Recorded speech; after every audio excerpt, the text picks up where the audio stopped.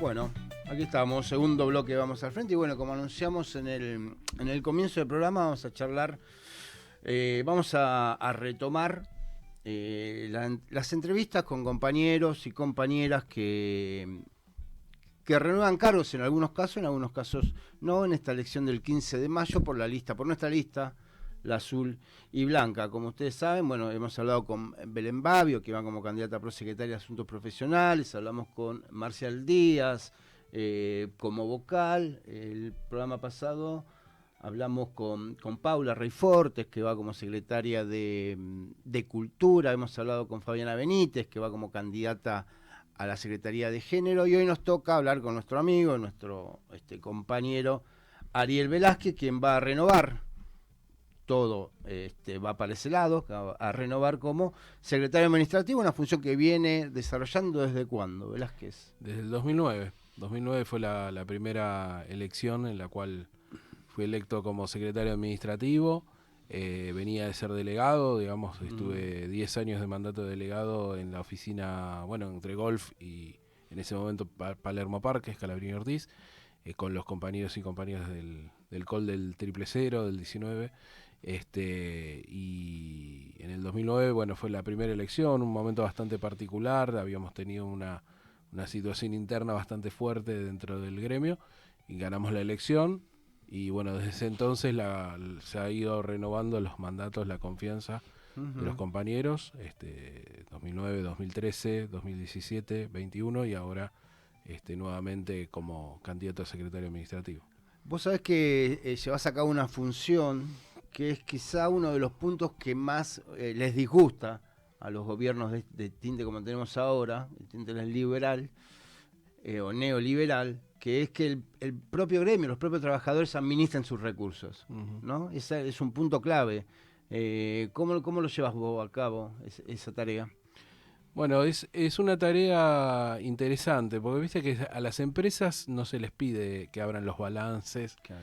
no se les pide bueno, que muestren las cuentas, por ahí obviamente tienen sus contralores, ¿no? La Comisión Nacional de Valores, distintos organismos, pero no se hace tanto hincapié en cómo el privado administra sus bienes, salvo cuando llega el momento de por ahí quiebras o cosas así, o empresas que se han ido del país, como por ejemplo, no sé, Marsans cuando administra aerolíneas, por poner un ejemplo.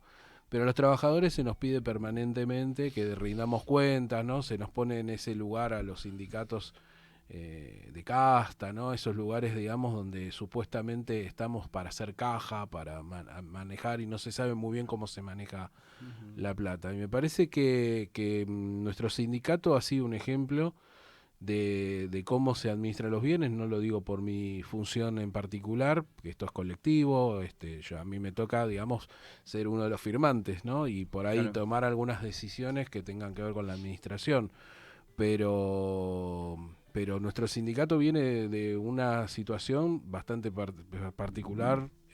Año 97, cuando asume la Azul y Blanca, teníamos el edificio que era nuestra sede, que actualmente es la sede del SADOP, ahí en el 11, en Perón y Paso, que estaba con bandera de remate, y tuvimos que reconstruir una mala administración, que la estuvo reconstruyendo. Yo quiero siempre reivindicar al Negro Paz, a Juan Carlos Lavagna, compañeros que me antecedieron en la función de secretario administrativo, y que tuvieron una etapa de reconstrucción donde los bienes del sindicato comenzaron a administrarse de otra manera y sentaron las bases para una etapa en la cual ya me toca a mí como secretario administrativo también aprovechar un momento político, ¿no? Porque nosotros somos poderosos en la medida también que recuperamos trabajo, en la medida que los trabajadores y trabajadoras tienen buenos sueldos, en la medida que los trabajadores y trabajadoras quedan registrados, etcétera, etcétera, ¿no? A mí me toca administrar el gremio después de las luchas de las pasantías, después de un proceso ascendente de paritarias como se dio entre el 2004, a partir del 2004 particularmente, 2003 también, y de ahí para adelante. Y bueno, con toda esa recomposición que nuestro gremio fue ganando a partir de una avanzada, pudimos avanzar en la administración de los recursos debidamente. Y no fue fácil porque siempre son decisiones que se toman, pero bueno, pudimos tener la sede propia, a organizar un poco mejor, reconstruir la sede de Morón, que venía bastante derruida. Bueno, el polideportivo, Calfucurá, bueno, distintos proyectos que pudimos armar un IDETEL, ¿no? El centro de capacitación, que no es poca cosa, donde se invierten muchos recursos y donde nuestros compañeros y compañeras son capacitados habitualmente. Es decir, se abren, a partir de la administración correcta de los bienes, se abren una cantidad de posibilidades que después las definiciones políticas que toma la conducción las puede tomar.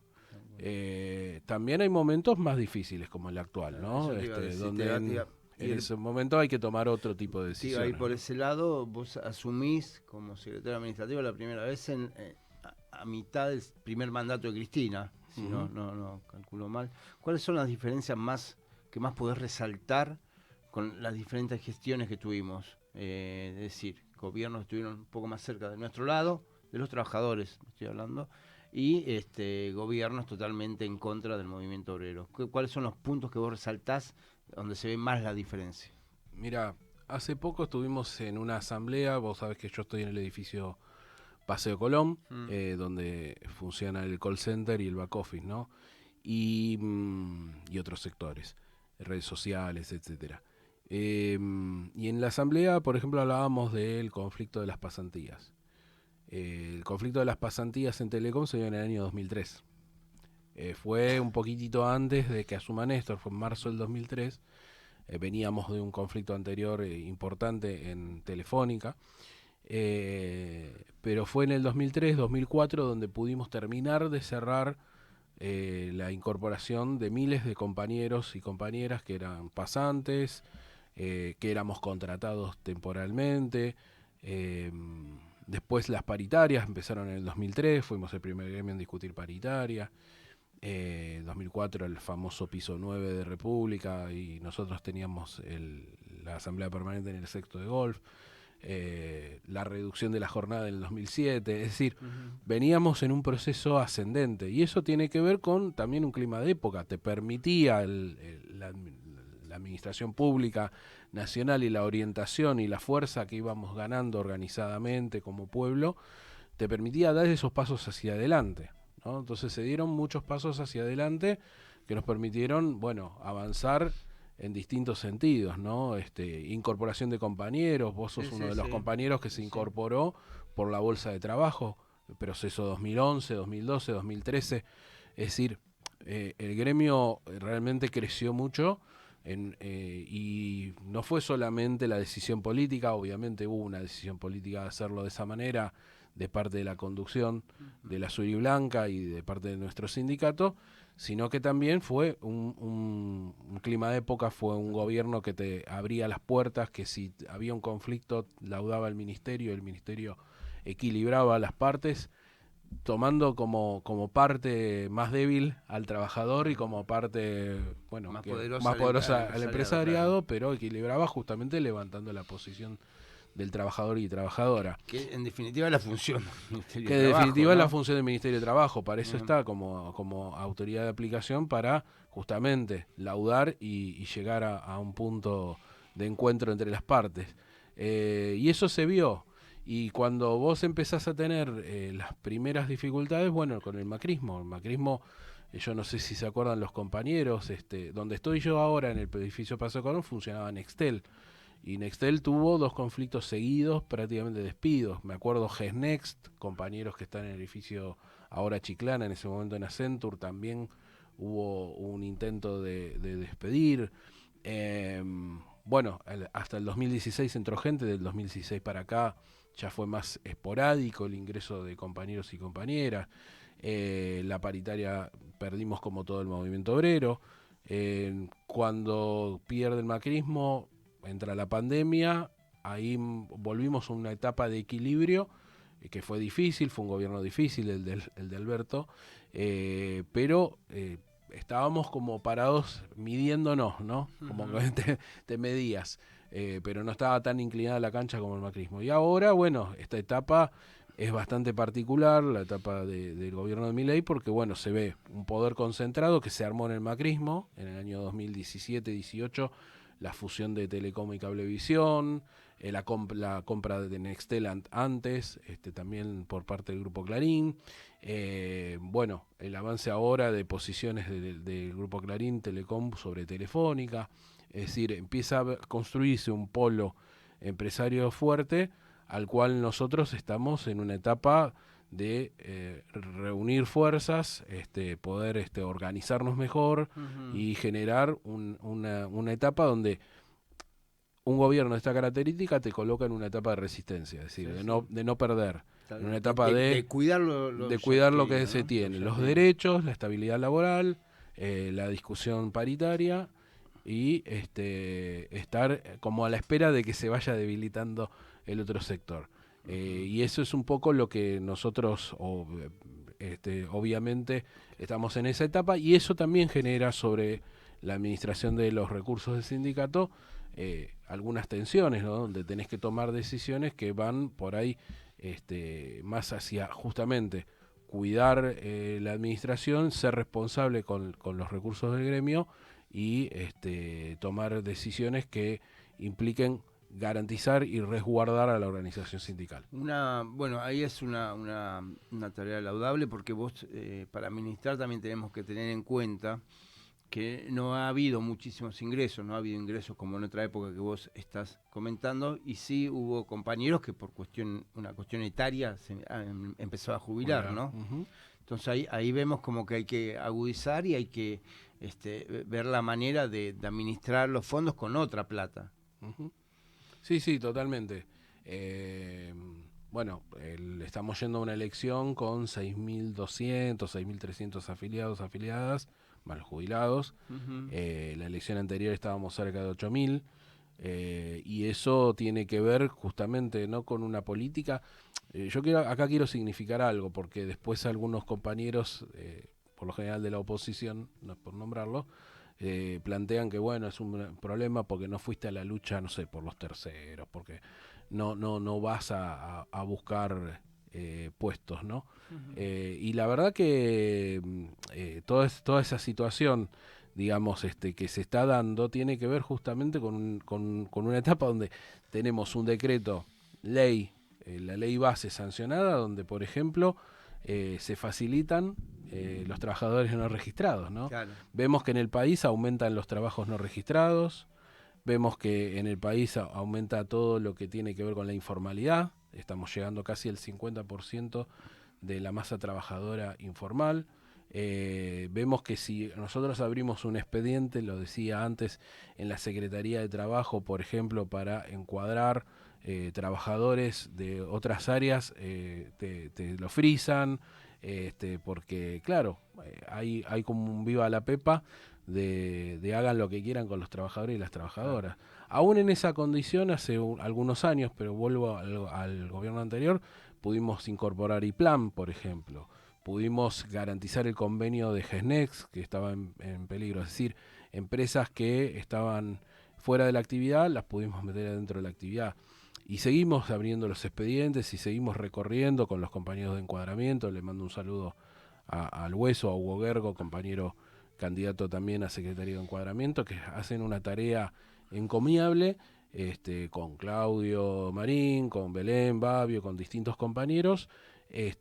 Pero bueno, tenemos una cancha inclinada que está planteando que justamente hay que achicar a los sindicatos, claro, y hay que desestructurar la fuerza sindical. Y nosotros somos persistentes, ¿no? Creemos que a la fuerza sindical hay que estructurarla y que hay que ir para adelante, pero que hay que saber elegir el momento en el cual se va para adelante, porque tenemos una responsabilidad sobre nuestras espaldas, que son nuestros compañeros y compañeras que día a día tienen que llevar el pan a sus casas y que tienen que garantizar su fuente laboral. Uh-huh. Sí, tal cual. Uno puede ver también que este gobierno totalmente antisindical, como decís vos, que arrancó, si querés, en cierto punto con el macrismo, tomó algún aprendizaje del macrismo, de lo que Macri no pudo hacer en su momento. Estos tipos la leyeron. Es un macrismo un poco más desbocado, apunta hacia el mismo lado. Y todo lo que decís también tiene que ver con lo que repetimos en cada programa, que ningún gremio negocia con ninguna empresa en un contexto aislado donde no hay interferencias del exterior, ¿no? Te quería consultar, de acá a 4 años, que es lo que vas a estar administrando, seguramente que el 15 los compañeros nos van a volver a apoyar, ¿cuáles son para vos los desafíos más urgentes o lo que visualizás que va a ser por donde va a ir estos 4 años de gestión? Mira, yo creo que lo primero que tenemos que hacer es seguir garantizando la estabilidad laboral, que me parece que el pilar fuerte nuestro es discutir y poder presentar los proyectos de capacitación y de formación de los compañeros y las compañeras, luchar contra una tendencia que es que la tecnología define los puestos de trabajo y que en esa tecnología prácticamente incólume, uno tiene que aceptar que se pierdan puestos de trabajo. Y me parece que nosotros no tenemos que aceptar eso, sí nos tenemos que capacitar, sí nos tenemos que formar, sí tenemos que buscar los puestos a donde no los hay y a donde los hay. La tecnología va modificando tareas, pero no está, y puede dejar atrás algunas tareas. Mira, yo recuerdo, te decía, vengo del call del 000 del 19, de tarjetas prepagas, son todos servicios que ya no existen más, ¿no? El 110, información de guía. Y nosotros no nos quedamos, ¿no? Dimos la discusión y dijimos, bueno, vamos reconvirtiéndonos. Claro.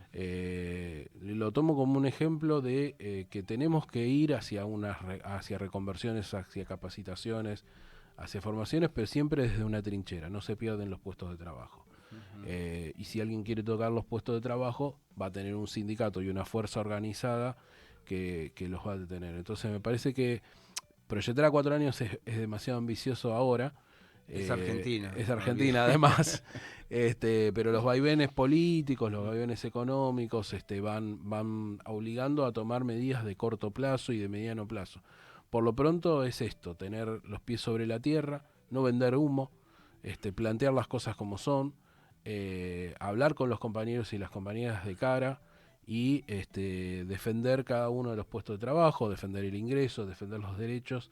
Me parece que con esa base nosotros podemos construir un gremio de futuro, una actividad de futuro que quizás hoy no tiene toda la línea trazada. Por eso es muy difícil armar un programa donde le podamos prometer a los compañeros cosas que realmente que no se pudieron hacer en momentos que eran más quizá más adecuados, ¿no? Absolutamente, y o que más no a favor, con viento más a favor. y que no es que no se hicieron porque dormimos en los laureles, como se dice comúnmente, sino porque todo va teniendo su tiempo.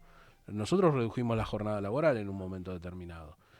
Hoy podríamos plantear que si el trabajo se modifica también eso puede ser posible, pero la verdad que hoy lo planteas en este contexto político y sabes que el tiro te lo estás pegando en los pies.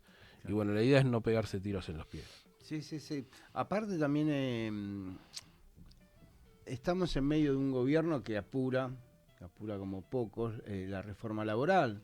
Hoy en día no sé si estará medio parado por el tema eleccionario. Hay encuestas que ven que en este tema baja muchísimo la imagen del presidente en cuanto a reforma laboral, que incluye los viejos tips de décadas, ¿no? Como es el aumento de la edad jubilatoria de mujeres, la baja en aportes patronales, el viejo invento de que el país sale adelante bajándole las contribuciones a las empresas, cuando es todo lo contrario. El regreso a las FJP, es decir, son un conjunto de medidas que van en contra del pueblo, que van en contra del movimiento obrero organizado. Me parece que también se visualiza el gobierno que los sindicatos es la última barrera que tienen para lograr su objetivo. Es lo que vieron en Macri, ¿no? Macri no llegó a implementar todas sus políticas porque hubo un movimiento obrero organizado que estuvo en la calle desde el primer día. A nosotros nos suman, a veces juega un poco en contra, ¿no? Pero no, es a favor, porque pertenecemos a un gremio telefónico que en el libro que narra la historia del movimiento obrero organizado, el gremio telefónico tiene un capítulo aparte y destacadísimo por su coherencia, por su lucha, por sus mártires, ¿no? Entonces eso nos redobla también las fuerzas para seguir laburando en lo que estamos haciendo, ¿no? Militando en lo que estamos haciendo. Sí, nosotros vos lo decías, nos quieren desestructurar los sindicatos somos la última barrera. Claro, ¿por de dónde van a sacar la plata? Claro. Al que no tiene nada no le pueden sacar nada, no le pueden sacar más. Claro. Y a los sindicatos sí, a los sindicatos, a los trabajadores que tienen convenio. Entonces, ¿y por qué tienen convenio? ¿Por qué tienen sindicato? Porque tienen una organización colectiva que les discute un convenio colectivo de trabajo. Claro. Si el planteo es sálvate como puedas y anda a discutir con tu jefe, los sindicatos somos una barrera para ese abuso de poder. Por eso es importante que los compañeros el 15 de mayo vengan a votar, participen, se expresen. Por supuesto que nos voten a nosotros, a la lista azul y blanca, sí, ¿cómo va a ocurrir? que entendemos que va a ocurrir de esa manera, pero hay que sobre todo participar, venir a votar y defender un concepto que tiene que ver con la organización colectiva y con una frase que ahora está de moda gratamente: nadie se salva solo, ¿no? Tenemos que estar unidos, tenemos que estar generando fortaleza, porque solos van a venir uno por uno.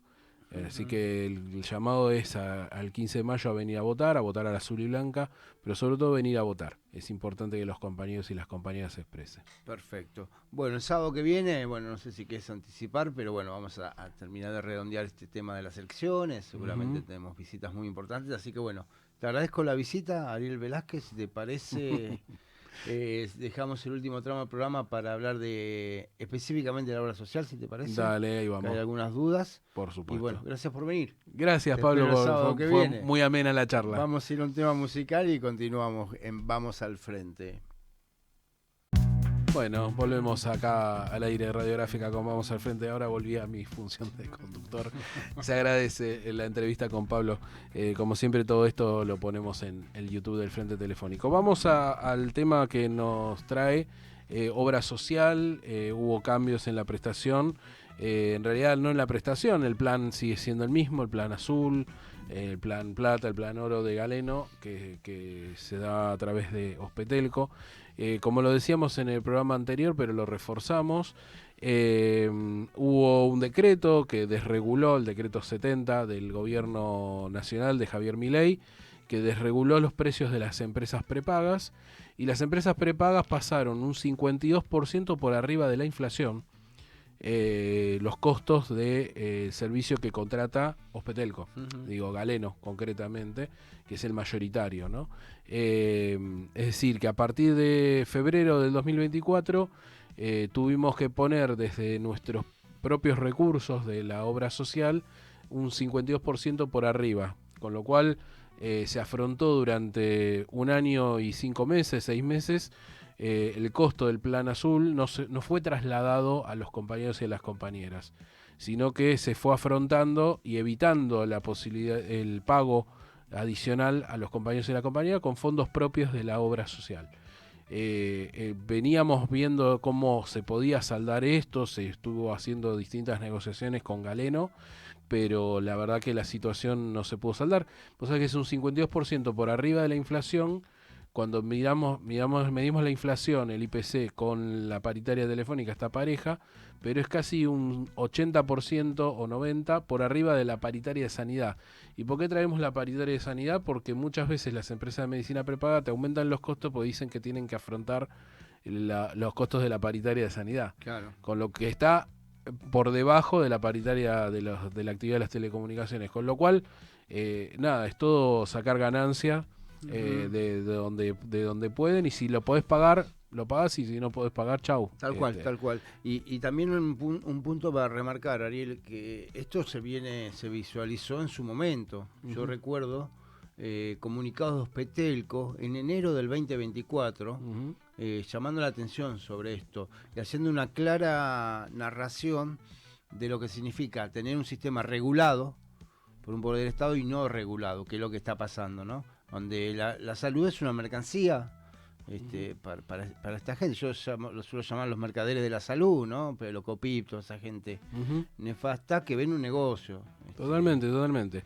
Entonces, la decisión fue, durante un año y medio, ahorrarle plata a los compañeros y las compañeras con los ahorros que la obra social fue construyendo. Llegó un momento que sostener este servicio implica tener que comenzar a pagar un adicional, que bueno, en el caso de los compañeros que tienen un plan superador, plata u oro, ya lo venían pagando y simplemente es un ajuste de montos. Y en el caso de los que teníamos el plan azul, es comenzar a aportar 41 pesos por mes per cápita. Sabemos que es una decisión antipática, pero también la estamos tomando en un momento sin hipocresía, ¿no? Me parece que tiene un valor tomarla en este momento y no hacer como que no pasa nada y después esperar a que pasen las elecciones sacarlo, y aplicarlo. Me parece que eso también habla de una conducción responsable para con los compañeros y las compañeras. Tienen que ir validando la opción en la página de Ospetelco, ospetelco.com, para suscribir al plan azul y o al plan que quieran. Así que bueno, esta es la situación. Vamos a seguir ampliando el tema de obra social en los programas sucedáneos, pero queríamos aclarar cómo llegamos a esta etapa, ¿sí?